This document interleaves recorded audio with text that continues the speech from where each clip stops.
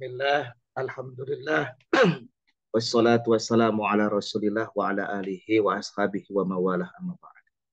Alhamdulillah, barusan kita telah menyimak apa yang disampaikan oleh Profesor Egy Sujana. Nah, nikmat sekali ya kita mendengarkan paparan dari beliau terkait dengan proses perjuangan TPUA beserta para pengacara lain dan tokoh-tokoh untuk memperjuangkan kebenaran terkait dengan betul tidaknya ijazah Jokowi itu palsu. Nah, memang saya pernah beberapa kali mengikuti persidangan.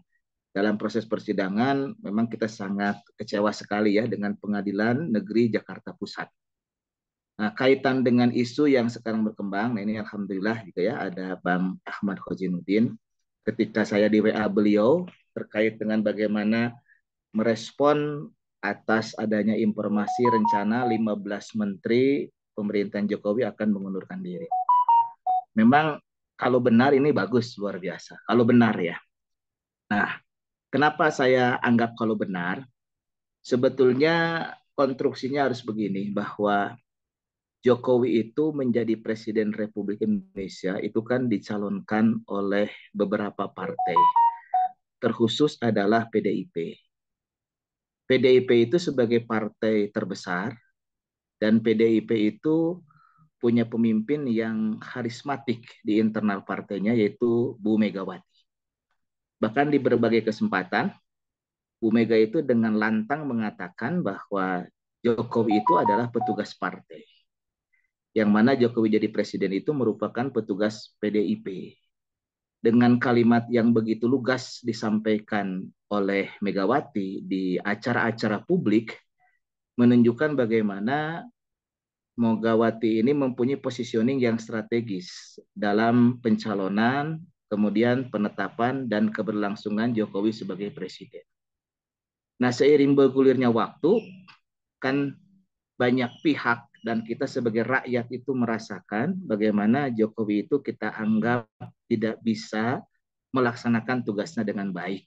Bahkan dalam banyak hal kebijakannya syarat dengan kontroversi.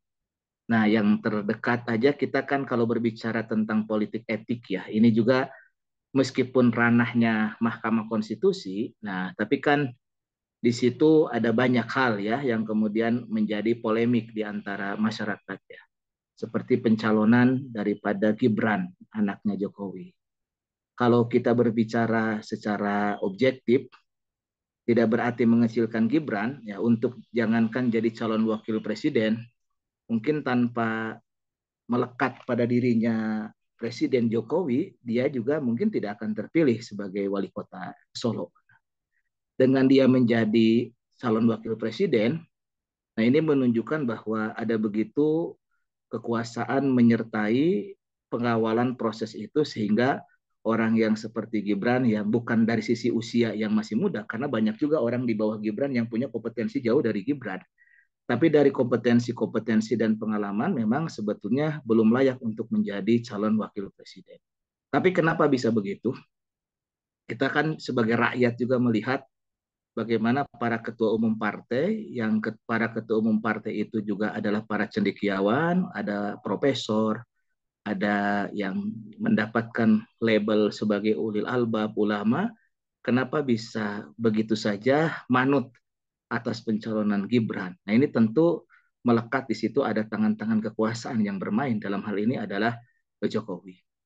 Nah, qadarullahnya kan hari ini kita lihat ada 3 pasangan. Ada Amin, ada kemudian Prabowo Gibran, ada Ganjar dan Mahfud MD. Nah, Jokowi itu berseberangan dengan PDIP.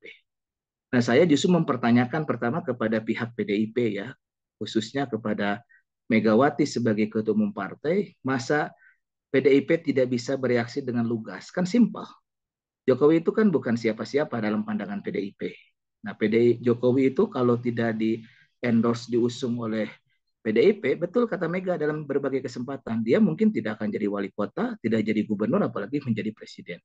Kenapa hari ini juga PDIP seperti tidak bisa berbuat banyak? Apakah ini karena keterbatasan PDIP atau ada sesuatu di belakang ini semua? Nah, ini juga menjadi pertanyaan dari rakyat. Maka kalau misalkan dilihat dari sisi jumlah menteri, menteri itu kan terbanyak dari PDIP. Di antara para partai-partai pengusung Jokowi, Maka kalau benar, maka sebetulnya yang pertama kali harus melakukan gerakan itu PDIP. Nah, pertama PDIP itu kalau memang serius dia tidak suka dengan berbagai macam kebijakan Jokowi, ya mencabut mandat daripada Jokowi sebagai petugas partai, yang artinya menggerakkan segenap anggota DPR-nya untuk bergerak melakukan usulan atau apa gerakan ke arah pemakzulan. Nah, sampai hari ini kita belum melihat itu.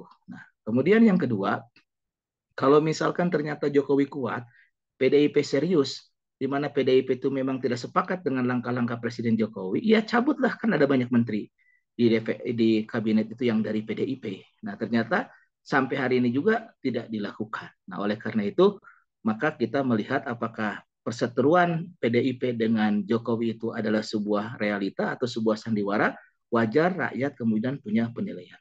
Ala kulihal, terlepas dari itu semua, kita harus melakukan sebuah opini. Nah, kalau misalkan DPR kita harapkan untuk mengoptimalkan, ya nanti DPR dan MPR bisa bergerak untuk memajulkan presiden. Kalau misalkan ternyata mereka tidak melakukan, tidak aspiratif terhadap aspirasi rakyat, ya kita juga harus memberikan sebuah narasi, sebuah argumentasi agar Jokowi itu secara legowo dia bisa mundur, dalam pengertian dari sisi politik etik begini.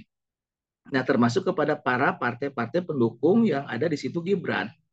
Kalau misalkan kita mau pemilu yang objektif, maka supaya tidak ada sangka kecurangan, apalagi sekarang indikatornya banyak, maka seharusnya dengan lolosnya Gibran yang kontroversi itu, Jokowi seharusnya sudah mundur jadi presiden. Kalau dia punya rasa tahu diri dan malu bahwa bagaimanapun juga kalau di dalam konteks prosesnya kan kontroversi.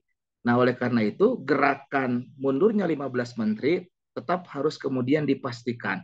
Kalau ternyata apa yang dikatakan oleh Faisal Basri itu bahwa ada banyak menteri yang mau mundur, termasuk Sri Mulyani, itu luar biasa. Kalaupun tidak, tetap gerakan itu harus disuarakan. Artinya kita dorong dalam konteks kebaikan, kalau misalkan dalam konteks pemilu ya, supaya pemilu itu berjalan dengan jurdil, maka harus tanpa Jokowi. Karena di situ ada anaknya yang menjadi calon. Nah, oleh karena itu gerakan pemakzulan itu bukan karena faktor politis dari yang meminta untuk mundur, tapi gara-gara Jokowi sendiri melakukan kebijakan-kebijakan politis yang di situ syarat dengan kepentingan kekuasaan. Nah, itu sementara.